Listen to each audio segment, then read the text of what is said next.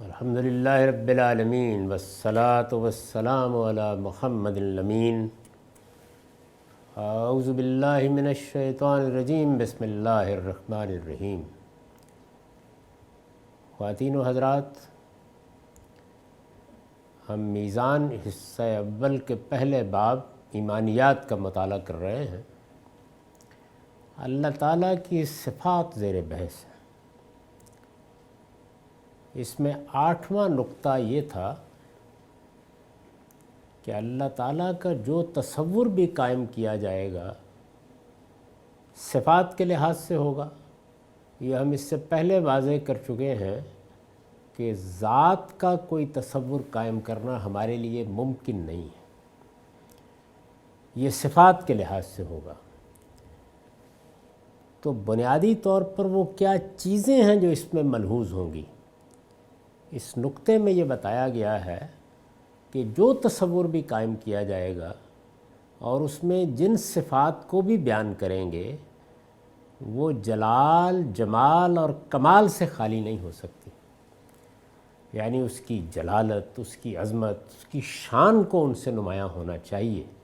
وہ آسمان و زمین کا خداوند ہے، آسمان و زمین کا خالق ہے، یہ کائنات متحیر کر دیتی ہے اپنی عظمت سے، وہ اس کے بنانے والا ہے۔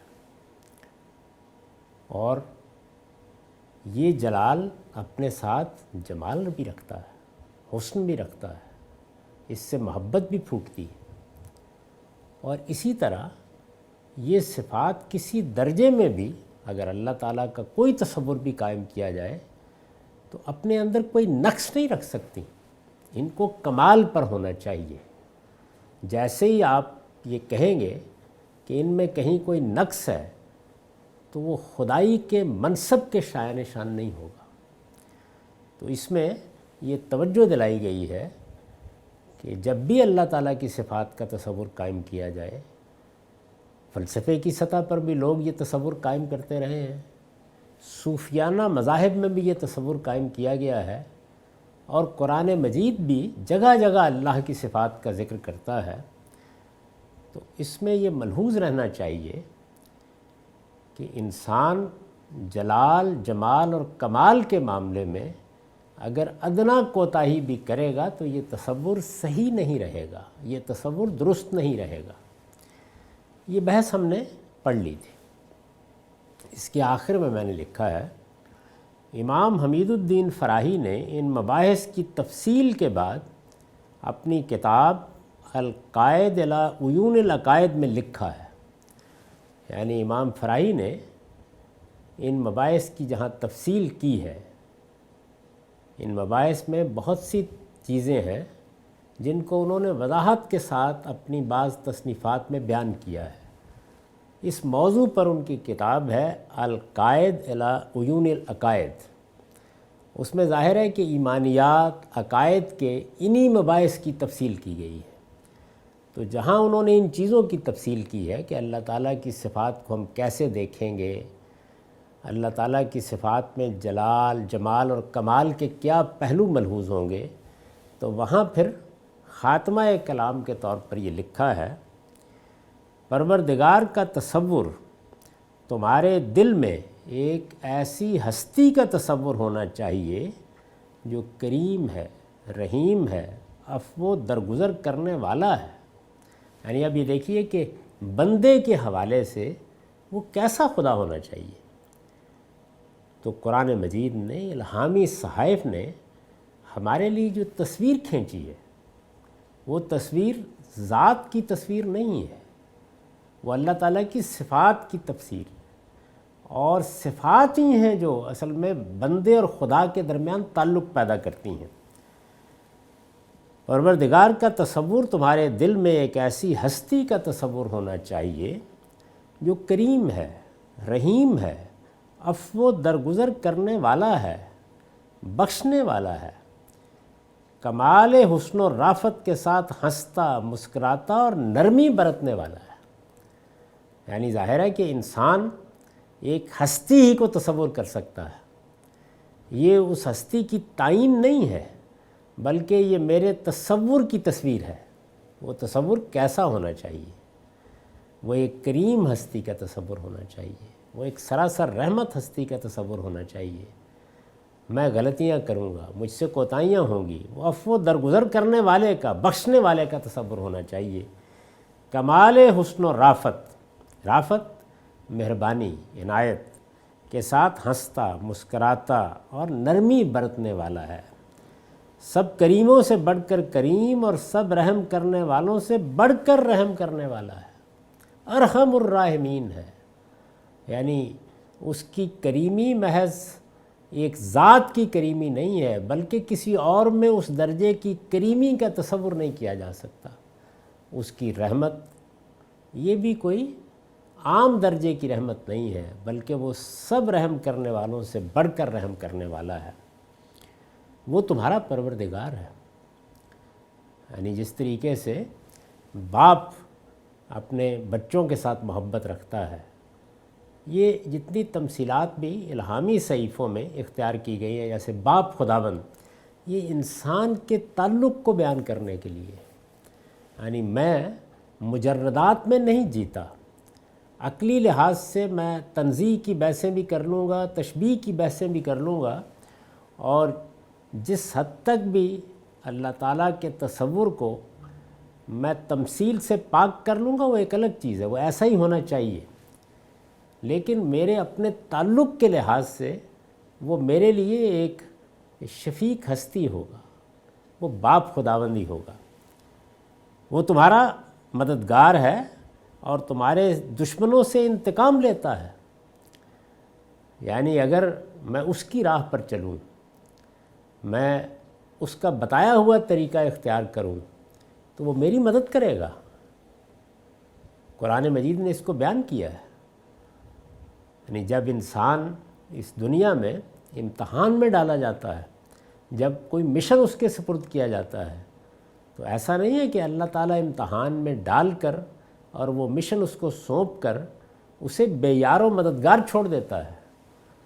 وہ مدد کرتا ہے، اس کی عنایت شامل حال ہوتی ہے۔ اور یہ دنیا چونکہ کشمکش کی دنیا ہے، اس میں شیطان بھی ہے جو سب سے بڑا دشمن ہے، اور شیاطین کے ایجنٹ بھی ہیں جو جنوں اور انسانوں میں ہو کر طاقت کرتے رہتے ہیں۔ وہ ان دشمنوں سے انتقام لیتا ہے۔ یعنی جس وقت وہ دیکھ لیتا ہے کہ یہ میرا بندہ ہے، اس نے بندگی کا حق ادا کیا ہے، تو پھر اس بندے کے لیے اس کے اندر جو حمیت ہے وہ ظاہر ہوتی ہے۔ یہ اس لیے، یعنی وہ یہ سب کیوں کرتا ہے؟ وہ تو عالم کا پروردگار ہے، بے نیاز ہے، اسے میری یا اپنی کسی مخلوق کی کوئی احتیاج نہیں ہے، کوئی ضرورت نہیں ہے۔ کیوں کرتا ہے؟ یہ اس لیے کہ تم اس سے تسکین حاصل کرو، اس کا قرب تلاش کرو اور اس سے ملاقات کے مشتاق رہو۔ یعنی میرے تعلق کو ان صورتوں میں ظہور پذیر ہونا چاہیے۔ میں تسکین چاہوں تو اس کے دامن میں پناہ لوں، مجھے ہر طرف سے دھتکار دیا جائے تو میں بے پرواہ ہو کر اس کے قرب کی تلاش میں نکل کھڑا ہوں، اور ہر وقت میرے اندر یہ خواہش موجود ہو کہ مجھے اس سے ملاقات کا شرف حاصل ہو، میں اپنے خالق کو دیکھوں تو، میں اس کے سامنے حاضر تو ہوں۔ پھر تم جانتے ہو کہ وہ قدوس بھی ہے اور سراسر حق بھی، لہٰذا عقلاً محال ہے کہ وہ اچھے اور برے میں فرق نہ کرے۔ یعنی وہ قدوس ہے، سراسر پاکیزگی ہے، یہ نہیں ہو سکتا کہ کوئی شر یا کوئی قب اس سے منسوب کیا جا سکے۔ پھر تم جانتے ہو کہ وہ قدوس بھی ہے اور سراسر حق بھی، لہٰذا عقلاً محال ہے کہ وہ اچھے اور برے میں فرق نہ کرے، اور کوئی خبیث، غلیظ، ظالم، معاند، بلائی سے روکنے اور حدود سے تجاوز کرنے والا، شک میں پڑا ہوا اور حق و خیر کی مخالفت پر اصرار کرنے والا اس کا قرب حاصل کر لے۔ یعنی جس طرح کے دنیا کے بادشاہوں کے یہاں ہوتا ہے کہ وہ اپنی ضرورتوں کے لیے اپنے درباریوں میں، اپنے مقربین میں خبیث سے خبیث لوگوں کو شامل کر لیتے ہیں، غلیظ سے غلیظ انسان، بڑا ظلم کرنے والے، لوگوں سے اناد رکھنے والے، لوگوں تک پہنچنے والی بھلائی کو روک دینے والے، حدود سے تجاوز کرنے والے، شکوک میں پڑے ہوئے، حق و خیر کی مخالفت پر اصرار کرنے والے، لیکن اس کے ہاں اس طرح کا کوئی شخص بار نہیں پا سکتا۔ ہاں، وہ اپنے اس بندے پر رحم فرماتا اور اس کی توبہ قبول کر لیتا ہے جو اس سے رجوع کرتا اور برائی کو چھوڑ کر بھلائی کا رویہ اختیار کر لیتا ہے۔ یعنی یہ گویا استدراک ہے پہلی بات پر۔ جب یہ کہا کہ اس طرح کا کوئی شخص اس کا قرب حاصل نہیں کر سکتا، تو کیا دروازہ بند ہو گیا؟ نہیں، اس طرح کا کوئی خبیث، غلیظ اور ظالم اور معاند بھی اگر آگے بڑھ کر ندامت کے ساتھ اپنے آپ کو اس کی چوکھٹ پر ڈال دے، اپنی پیشانی اس کے سامنے رکھ دے، توبہ استغفار کرے اور برائی کو چھوڑ دے، بھلائی کا رویہ اختیار کر لے، تو وہ اس کی توبہ قبول کرتا اور رحم فرماتا ہے۔ پھر اس کے کمال عظمت و کبریائی کو ہمیشہ یاد رکھتا ہے تاکہ اس کا ادب ملحوظ رکھے۔ یعنی وہ بندہ اگر اللہ تعالیٰ کی عظمت اور اس کی کبریائی کو یاد رکھتا ہے تاکہ اس کا ادب ملحوظ رکھے، اس کے حضور میں جھکا رہے اور جان رکھے کہ وہ عالم سے غنی ہے، اسے مخلوقات میں سے کسی کی احتیاج نہیں، وہ تدبیر امور میں نہایت عالی مرتبہ ہے، پھر اس کے باوجود کہ اس کا ہر فیصلہ سراسر حق اور سراسر رحمت ہے، اس کی مخلوقات اس میں سے اتنا ہی جانتی ہیں جتنا ان کے لیے موزوں ہے۔ یعنی یہ وہ تصورات ہیں جن کو لے کر وہ پروردگار کی طرف آئے، یہ سمجھ کر آئے کہ مجھے اس کے دامن رحمت میں جگہ ملے گی، یہ فیصلہ کر کے آئے کہ میں نے برائی کو چھوڑ دیا ہے اور اب میں بھلائی کا رویہ اختیار کروں گا۔ ہمیشہ اس بات کو ملحوظ رکھے کہ وہ پروردگار عظمت و کبریائی کے کمال پر فائز ہے، لہٰذا اس کی بارگاہ میں سرکشی کا کوئی سوال نہیں ہے، اور شب و روز اس کے سامنے جھکا رہے، اس کے حضور میں جھکا رہے، اور جھکا رہے تو یہ خیال نہ کرے کہ احسان کر رہا ہے، نہیں، اس بات کو ملحوظ رکھے کہ وہ عالم سے غنی ہے، اپنی مخلوقات میں سے کسی کا محتاج نہیں، اور جن چیزوں کی تدبیر کرتا ہے ان میں نہایت عالی مرتبہ ہے۔ اور پھر یہی نہیں، اس کا فیصلہ سراسر حق اور سراسر رحمت۔ پھر بھی یوں نہیں ہے کہ ہم ہر فیصلے کے اسرار اور حکمتوں تک پہنچ جائیں، وہ عالم کا نظم چلا رہا ہے اور اس نظم میں فیصلے کرتا ہے، وہ فیصلے ہم کبھی سمجھ لیتے ہیں اور کبھی وہ گرفت میں نہیں آتے، اس لیے کہ ہم تو اپنے ہی زاویوں سے چیزوں کو دیکھتے ہیں۔ اس کی نہایت عمدہ تمثیل ہے جو ہمارے سامنے سیدنا موسیٰ اور خضر کے واقعے میں آتی ہے۔ یعنی خدا کا ایک پیغمبر ہے، ظاہر ہے کہ وہ اپنے پاس موجود علم کے لحاظ سے معاملات کو دیکھ رہا ہے، اس کے سامنے کشتی توڑ دی گئی ہے جو بظاہر ایک برا کام ہے، ایک نوجوان کو موت کے حوالے کر دیا گیا ہے جو ایک بڑا جرم لگتا ہے، جن لوگوں نے بستی سے نکال دیا ہے ان کے لیے حفاظت کا اہتمام ہو رہا ہے، بظاہر لگتا ہے کہ اتنی برائی کے بعد اس نیکی کی کیا ضرورت تھی اور اس کا کیا محل تھا، لیکن پھر واضح کیا جاتا ہے۔ یعنی کارکنان قضاء و قدر میں سے جن سے ان کی ملاقات کرائی گئی وہ واضح کرتے ہیں کہ یہ سب کام کیوں ہوئے ہیں۔ تو یہ ہو سکتا ہے کہ ہم پروردگار کے فیصلوں کو نہ جان سکیں، یہ معلوم نہ کر سکیں کہ اس کے پیچھے کیا چیز کار فرما ہے، وہ کیسے چھوٹے بچوں کو بھی اٹھا لیتا ہے، کیسے طوفان آ جاتے ہیں، کس طرح بچے اغوا ہو جاتے ہیں، کن اذیتوں سے انسان بعض اوقات گزر جاتا ہے، کیسے کیسے ظالموں کو یہاں کھلی چھٹی مل جاتی ہے، کیسی کیسی آفتیں دنیا میں آ جاتی ہیں۔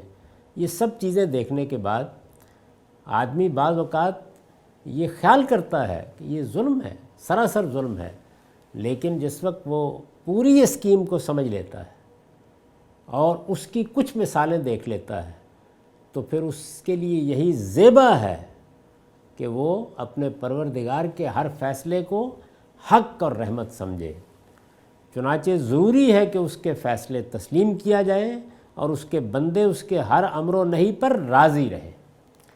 یہ امام فراہی کا اقتباس ہے۔ یعنی گویا صفات کو جب ہم نے سمجھ لیا تو یہ ضروری ہوا کہ ہم اس تصور کی تصویر کشی کریں، یعنی یہ بتائیں کہ وہ کیا ہستی ہے جس کے ساتھ ہمیں معاملہ کرنا ہے۔ تو انہوں نے اس کا خلاصہ کر دیا ہے کہ اس طرح خدا کے ساتھ، ذات باری کے ساتھ، عالم کے پروردگار کے ساتھ ہمارا تعلق پیدا ہونا چاہیے۔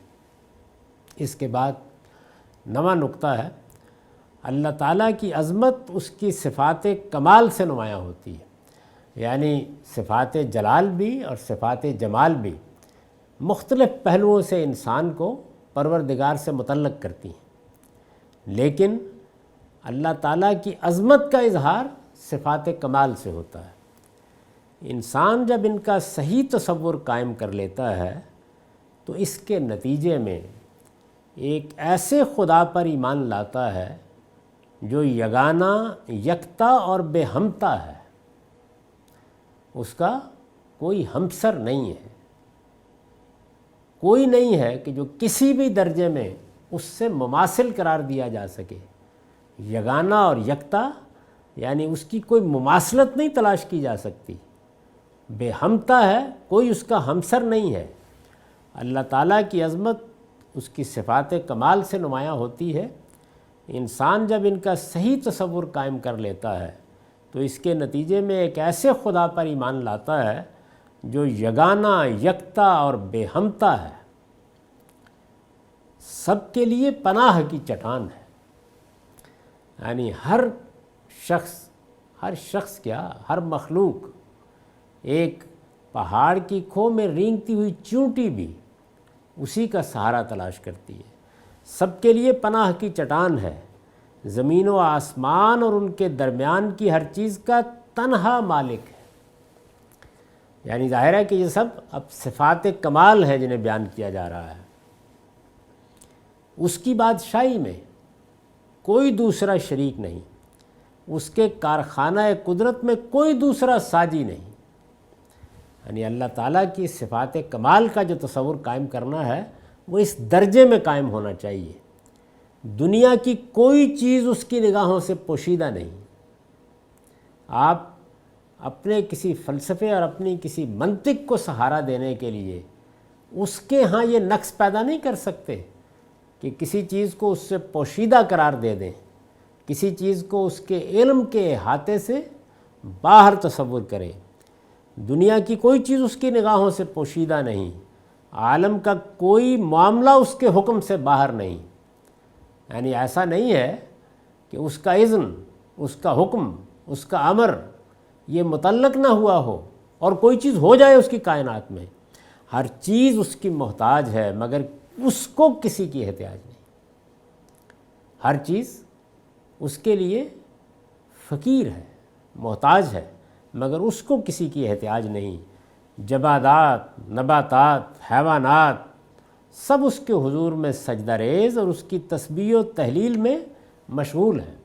یعنی ہم تو اس تسبیح و تحلیل کو اور اس سجدہ ریزی کو اس قانون اور ضابطے کی پابندی میں دیکھتے ہیں، لیکن قرآن مجید سے معلوم ہوتا ہے کہ ہم اگرچہ ان کی تسبیح کا شعور نہیں رکھتے، ان کی نماز کا شعور نہیں رکھتے، لیکن وہ پروردگار بتا رہا ہے کہ یہ سب کے سب اپنے اپنے طریقے پر اس کی عبادت کرتے ہیں۔ اس کی قدرت بے انتہا، اس کی وسعت غیر محدود اور اس کی مشیت کائنات کے ذرے ذرے میں کار فرما ہے۔ وہ جب چاہے اور جس چیز کو چاہے فنا کرے اور جب چاہے اس کو پھر پیدا کر دے۔ عزت و ذلت سب اسی کے ہاتھ میں ہے، سب فانی ہے، وہی باقی ہے، وہ ورال ورا ہے مگر رگے جاں سے قریب ہے۔ یعنی اگر یہ دیکھو کہ وہ کہیں قریب ہے، نہیں، وہ تو تصور ہی نہیں کیا جا سکتا کہ کسی چیز کے قریب بھی ہو، ورال ورا ہے، ہر چیز سے ماورا، لیکن اتنا قریب ہے کہ رگے جاں سے بھی زیادہ، مگر رگے جاں سے قریب ہے۔ اس کا علم اور اس کی قدرت ہر چیز کا احاطہ کیے ہوئے ہے، وہ دلوں کے بھید تک جانتا ہے، اس کا ارادہ ہر ارادے میں نافذ اور اس کا حکم ہر حکم سے بالا تر ہے۔ اس کا ارادہ ہر ارادے میں نافذ، یعنی چونکہ دنیا میں اس نے مخلوقات کو ارادہ دیا ہے، تو جب وہ ارادہ بھی صادر ہو رہا ہے تو اس کے ارادے کے نتیجے میں صادر ہو رہا ہے۔ اس کا ارادہ ہر ارادے میں نافذ اور اس کا حکم ہر حکم سے بالا تر ہے، وہ ہر عیب سے پاک، ہر برائی سے منزہ اور ہر الزام سے بری ہے۔ تو صفات کمال کو اس طرح ذات سے متعلق کرنا چاہیے۔ یہ ظاہر ہے کہ ایک انسان کا بیان ہے، اس کو میں نے بیان کیا، اس سے اوپر ہم نے دیکھا کہ اس کو امام حمید الدین فرائی جیسی شخصیت نے بیان کیا، اور اہل علم بھی بیان کر رہے ہیں، کرتے رہے ہیں، کریں گے۔ یہ بیان ہمیشہ ناقص رہے گا، لیکن کچھ تصور دلانے کے لیے کفایت کرتا ہے کہ اس طرح سے ہمیں دیکھنا ہے۔ اور ہم انسان بہرحال عاجز مطلق ہیں، ہمارے حدود ہیں، ہماری لیمیٹیشنز ہیں، ہم ان کے اندر ہی تصور قائم کریں گے۔ اس طرح کا تصور ہمیں قائم کرنا چاہیے۔ قرآن مجید جگہ جگہ ان چیزوں کو بیان کرتا ہے، اللہ تعالیٰ کا اسی طرح تصور دلاتا ہے، ایسی تصویریں کھینچتا ہے۔ ایک مقام کا میں نے انتخاب کیا ہے، سبح للہ ما فی السماوات والارض وہو العزیز الحکیم، لہ ملک السماوات والارض یحیی و یمیت وہو علی کل شیء قدیر، هو الاول والآخر والظاہر والباطن وهو بكل شيء علیم، هو الذی خلق السماوات والارض فی 6 ایام ثم استوى علی العرش یعلم ما یلج فی الارض وما یخرج منها وما ینزل من السماء وما یعرج فیها وهو معکم اینما کنتم واللہ بما تعملون نصیر، لہ ملک السماوات والارض وإلی اللہ ترجع الامور، یولج اللیل فی النہار ویولج النہار فی اللیل وہو علیم بذات الصدور۔ یہ سورہ حدید ہے اور اس کی 1 سے 6 تک آیات ہیں۔ ان کا ترجمہ سن لیجئے۔ زمین اور آسمانوں کی ہر چیز نے اللہ کی تسبیح کی ہے اور وہ زبردست ہے، بڑی حکمت والا ہے۔ زمین اور آسمانوں کی بادشاہی اسی کی ہے، وہی زندہ کرتا اور وہی مارتا ہے، اور وہ ہر چیز پر قدرت رکھتا ہے۔ وہی اول بھی ہے اور آخر بھی، اور ظاہر بھی ہے اور باطن بھی، اور وہ ہر چیز کا علم رکھنے والا ہے۔ وہی ہے جس نے زمین اور آسمانوں کو 6 دن میں پیدا کیا۔ یہ قرآن مجید نے دوسری جگہ صراحت کر دی ہے کہ یہ اللہ کے دن ہیں، ان کو اپنے دنوں پر قیاس نہ کرو۔ جس نے زمین اور آسمانوں کو 6 دن میں پیدا کیا اور پھر ان کی تدبیر امور کے لیے عرش پر جلوہ فرما ہوا، وہ جانتا ہے جو کچھ زمین میں جاتا ہے اور جو کچھ اس سے نکلتا ہے، اور جو کچھ آسمان سے اترتا ہے اور جو کچھ اس میں چڑھتا ہے۔ یہ دیکھیے احاطہ علم کو کیسے بیان کیا ہے۔ اور جہاں تم ہوتے ہو وہ تمہارے ساتھ ہوتا ہے، یعنی وہ عظمت، وہ وراء الورا ہونا اور یہ قرب، وہ تمہارے ساتھ ہوتا ہے، اور جو کچھ تم کرتے ہو اللہ اسے دیکھتا ہے، یعنی معیت بھی ہوتی ہے اور نگران بھی ہے۔ زمین اور آسمانوں کی بادشاہی اسی کی ہے، اور تمام معاملات اللہ ہی کی طرف رجوع کیے جاتے ہیں۔ وہی رات کو دن میں اور دن کو رات میں داخل کرتا ہے، اور وہ سینوں کے بھید تک جانتا ہے۔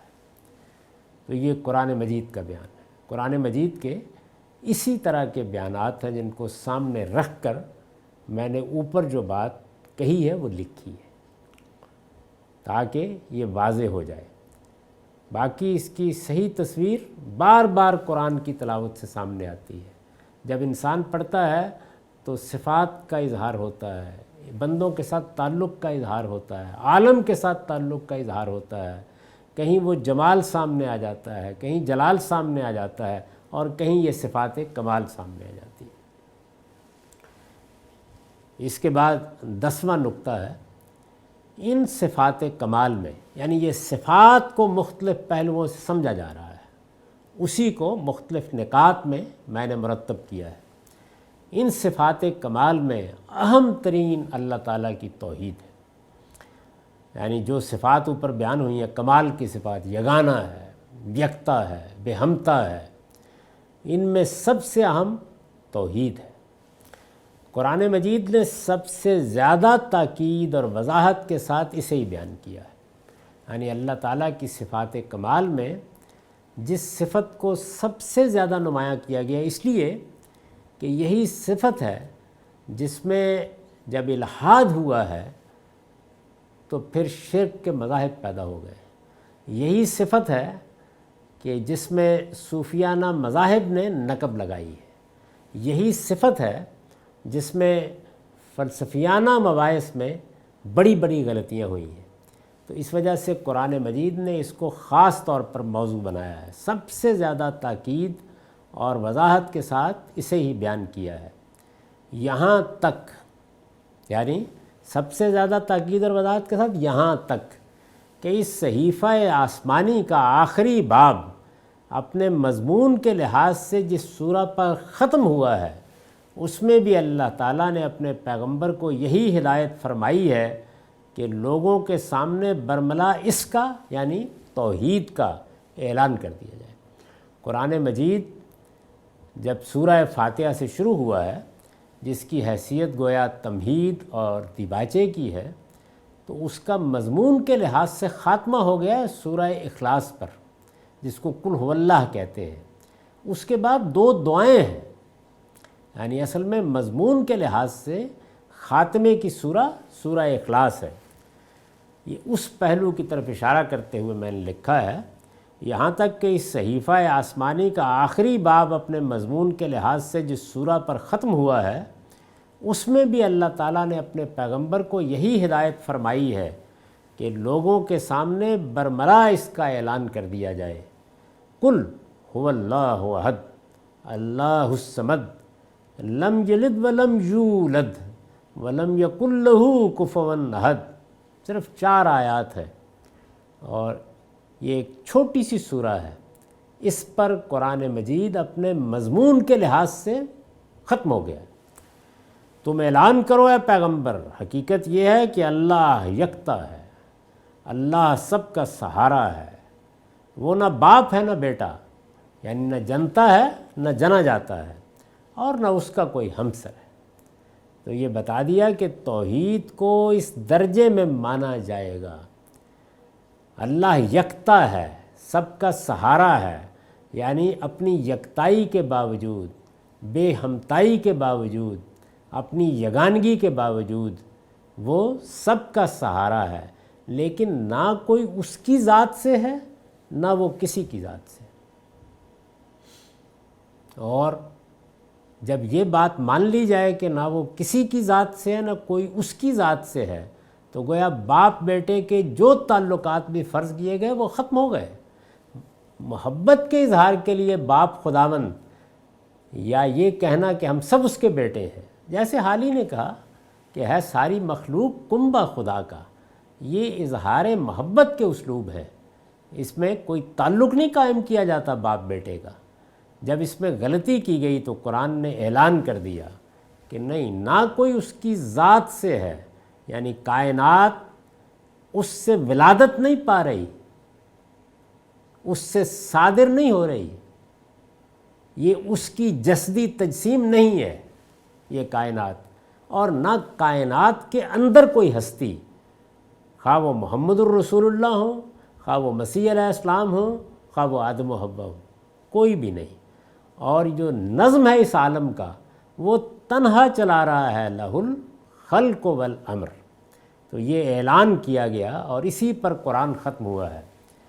انبیاء علیہم السلام کی تمام جد و جہد کا مقصود اسی توحید کا قیام ہے، یعنی انسان نے جب اس دنیا میں ابتدا کی ہے تو سب سے بڑی حماقت اور غلطی کیا کی ہے؟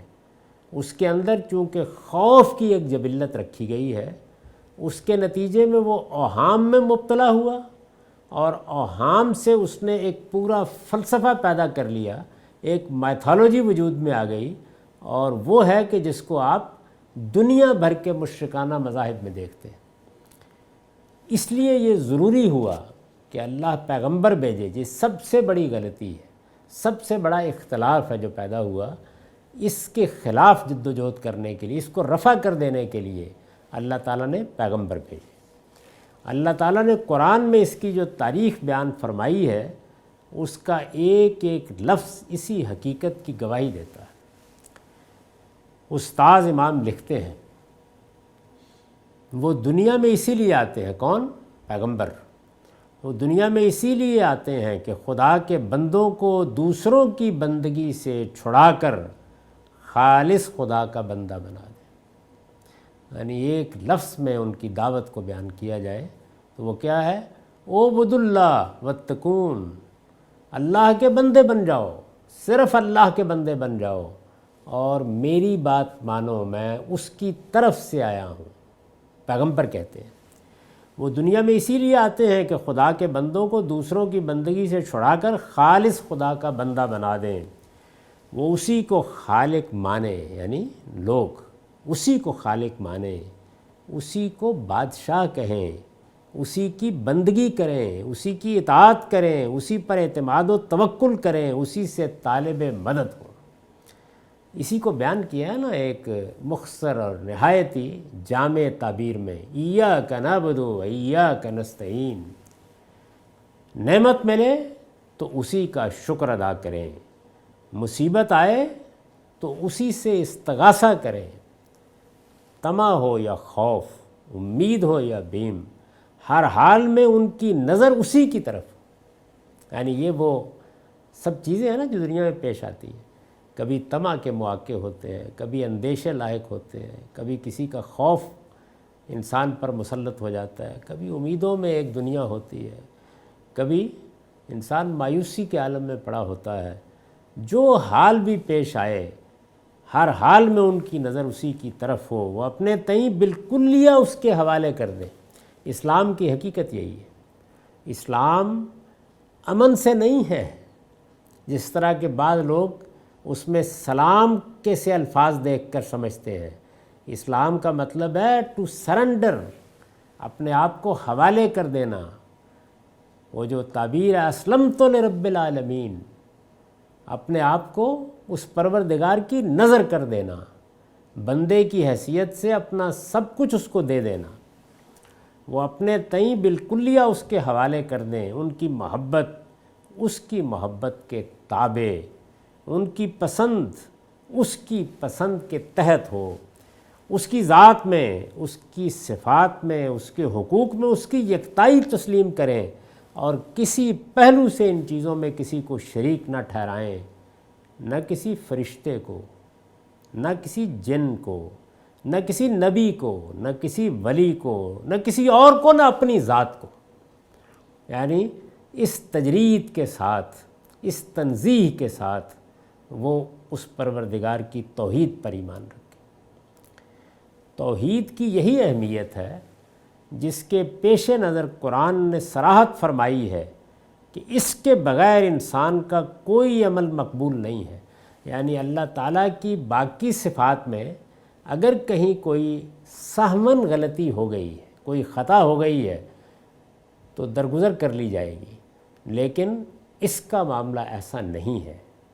اس کے بغیر انسان کا کوئی عمل مقبول نہیں ہے، یعنی اس صفت کو مانے بغیر، اور اس کے ساتھ ہر غلطی کے بخشے جانے کی توقع ہے۔ یعنی منفی اور مثبت دونوں پہلوؤں سے اس کی اہمیت غیر معمولی ہے۔ یہ ہے تو بڑی سے بڑی غلطی بھی وہ اپنے قانون کے مطابق بخش دے گا، اور یہ نہیں ہے تو بڑی سے بڑی نیکی بھی ہو سکتا ہے رد کر دی جائے۔ اس وجہ سے یہ اہم ترین چیز ہے۔ ارشاد فرمایا ہے، ارشاد ہوا ہے ان اللہ لا یغفر ان یشرک بہ ویغفر ما دون ذلک لمن یشاء۔ وَمَن یشرک بِاللَّہِ فَقَدِ افْتَرَىٰ اِثْمًا عَظِیمًا، اللہ اس بات کو نہیں بخشے گا کہ جانتے بوجھتے کسی کو اس کا شریک ٹھہرایا جائے، نہیں بخشے گا۔ اس کے نیچے، یعنی اس کے نیچے آدمی نے توحید کو مانا ہے، جانتے بوجھتے اللہ کا کسی کو شریک نہیں ٹھہرایا۔ یہ جانتے بوجھتے کی شرط اصل میں ہر جرم کے ساتھ لگی ہوئی، اس لیے کہ اگر علم نہیں تھا یا کسی نازک پہلو کو بے علمی کی وجہ سے آدمی نہیں سمجھ سکا تو اس میں بہت افو درگزر کے مواقع ہیں، لیکن بات واضح ہو گئی، سمجھ میں آ گئی، پتہ چل گیا، پھر شریک نہیں ٹھہرانا چاہیے۔ میں نے اسی چیز کو ایک بڑے عالم کے ساتھ گفتگو کرتے ہوئے ان کو متوجہ کرنے کے لیے کہا تھا کہ جو آپ اتنی بحث کرتے ہیں کہ فلاں چیز شرک نہیں ہے، تو اگر یہ سوال ہی پیدا ہو گیا ہے تو آدمی اس سے کوسوں دور کیوں نہ چلا جائے؟ آپ کو اطلاع کی جائے کہ آپ کے گھر کو آگ لگ رہی ہے، آپ کو بتایا جائے کہ آگے جس سڑک پر آپ جا رہے ہیں وہاں پل گرا ہوا ہے، تو آپ وہاں چون و چرا نہیں کرتے، پہلے رک جاتے ہیں فوراً، پھر تحقیق کرنا شروع کرتے ہیں۔ تو اس لیے یہ آسان معاملہ نہیں ہے کہ آدمی اس میں راستے تلاش کرے۔ اللہ اس بات کو نہیں بخشے گا کہ جانتے بوجھتے کسی کو اس کا شریک ٹھہرایا جائے، اس کے نیچے البتہ جس کے لیے جو گناہ چاہے گا اپنے قانون کے مطابق بخش دے گا۔ اور اس میں تو کوئی شبہ ہی نہیں کہ جو اللہ کا شریک ٹھہراتا ہے وہ ایک بہت بڑے گناہ کا افتراء کرتا ہے، یعنی اللہ پر جھوٹ باندھتا ہے۔ اس کی وجہ یہ ہے کہ توحید پر ایمان کے ساتھ، یعنی کیوں اتنی بڑی بشارت دے دی ہے؟ کیا وجہ ہے اس کی؟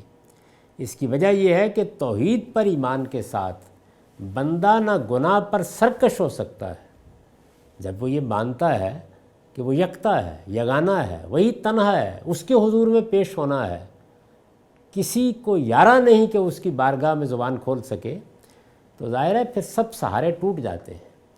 تو اس میں بندہ سرکشی نہیں اختیار کر سکتا، گناہ ہو جاتا ہے، بڑے سے بڑا ہو جاتا ہے۔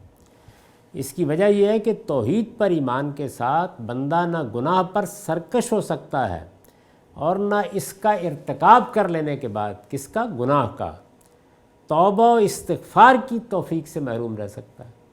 یعنی اس میں تو یہی ہوگا کہ خواہ 1000 بار آئے گا وہ پروردگار ہی کی بارگاہ میں آئے گا، بعضا 100 بار اگر توبہ شکستی بازا، کہا ہے نا کہ لوٹو واپس آؤ، 1000 بار بھی اگر واپس آتے ہو تو اللہ تعالیٰ کے دامن رحمت کو کشادہ پاؤ گے۔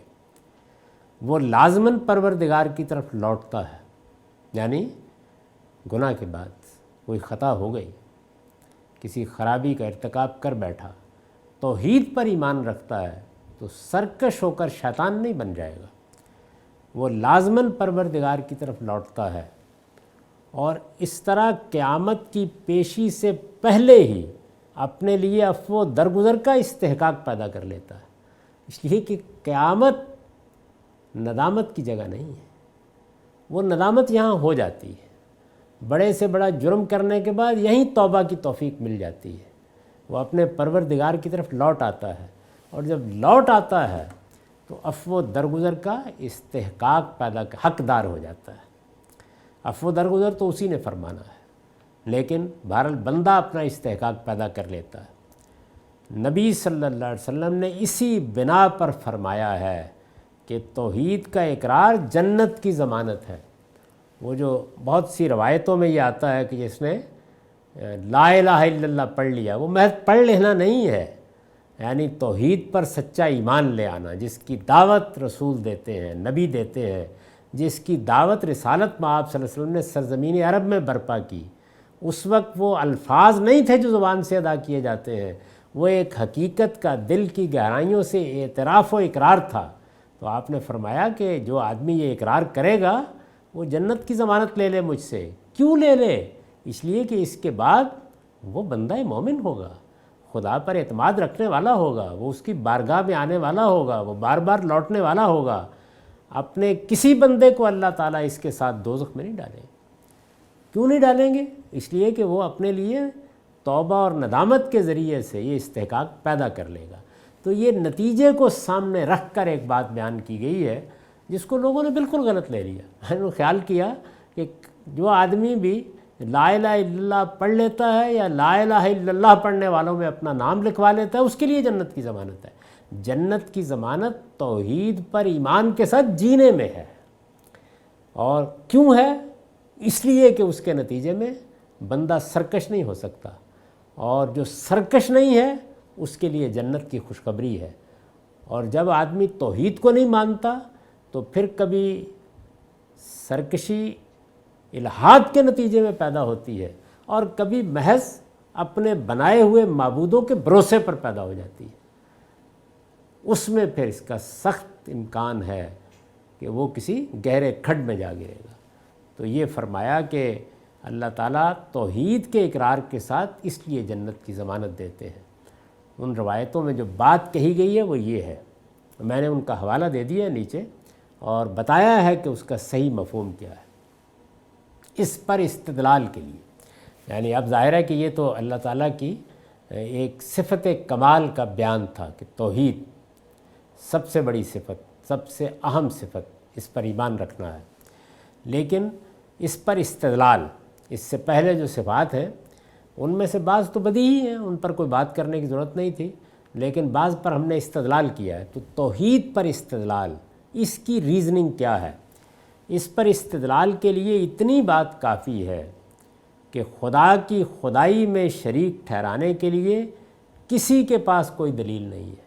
یعنی یہاں اصل میں تنہا یہ ایک جملہ کافی ہے۔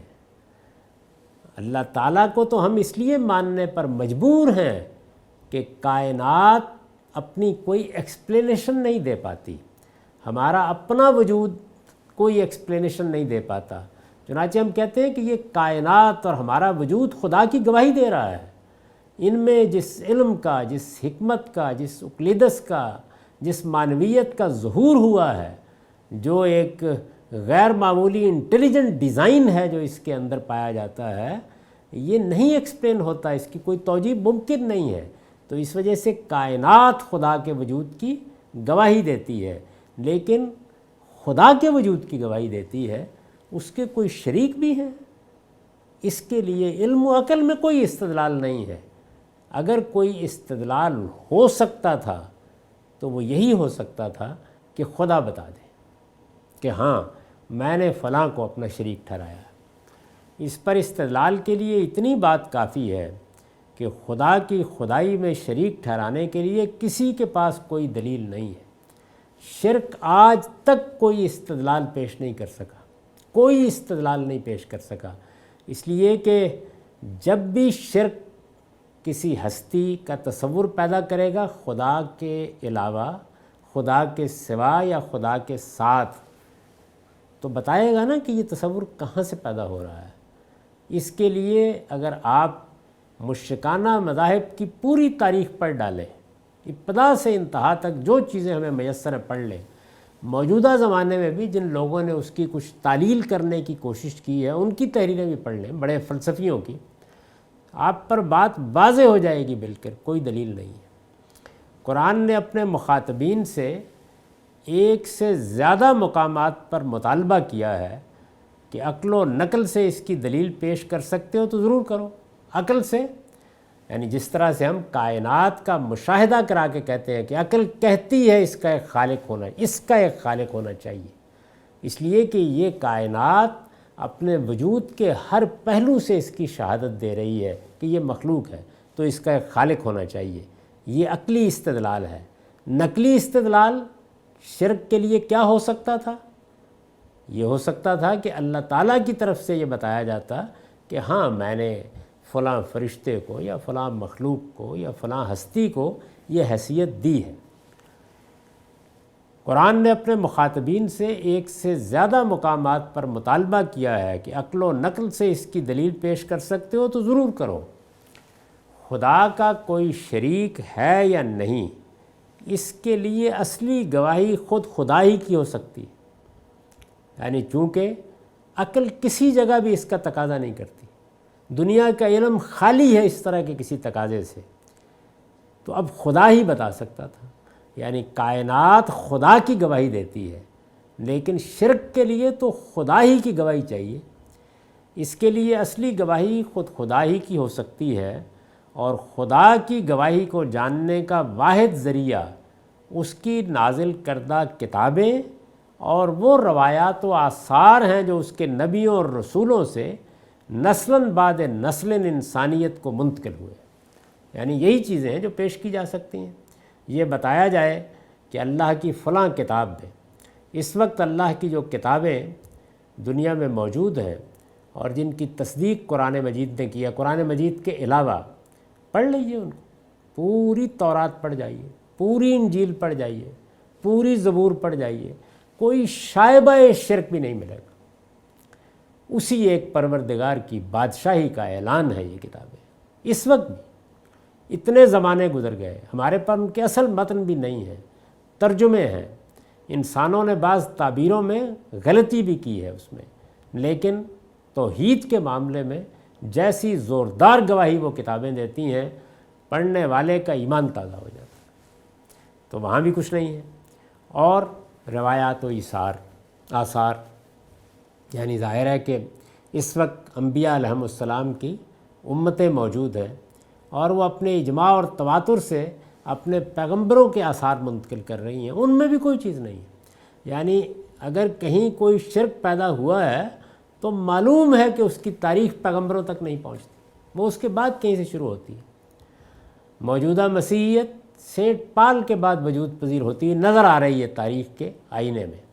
ہمارے ہاں جو چیزیں پیدا ہوئی ہیں ان سب کا بھی یہی حال ہے، یعنی کسی بڑے آدمی نے کوئی چیز لکھ دی ہے، کوئی فلسفہ بیان کر دیا ہے، لوگوں کو مسحور کر لیا ہے، لیکن ان کی تاریخ موجود ہے، وہ پیغمبر سے چلتی ہوئی نظر نہیں آئیں گی۔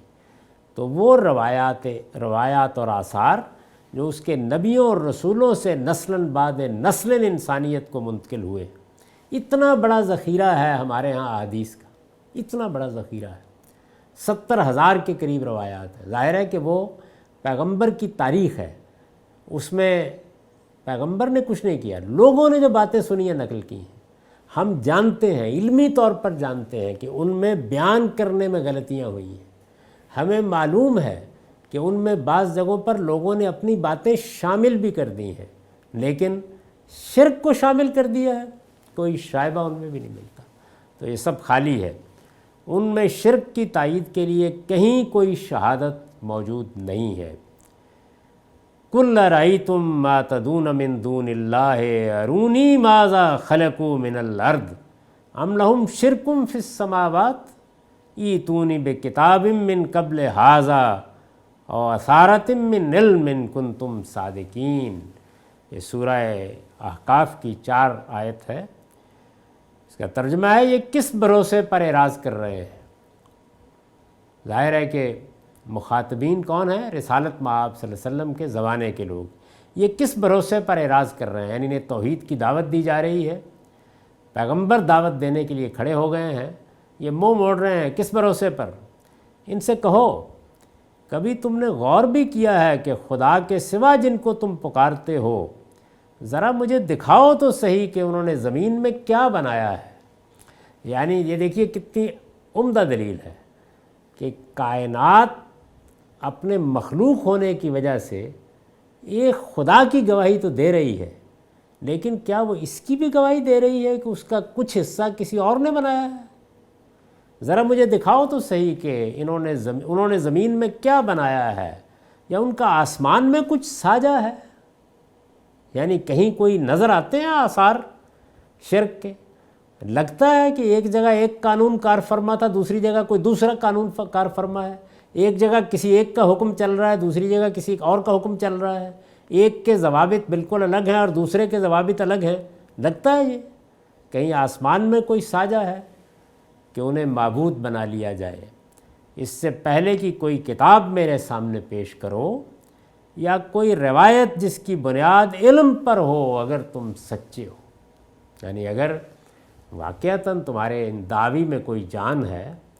یہ ظاہر ہے کہ اس وقت کے مخاطبین کو کہا گیا ہے، قرآن مجید کا یہی چیلنج پوری انسانیت کے ہر دور میں شرک کرنے والوں کو ہے۔ دکھاؤ کائنات میں کہیں کوئی سانجہ نظر آیا؟ تم ایک دہقان اور ایک بدو کی آنکھ سے دیکھتے تھے، کیا اس وقت نظر آیا؟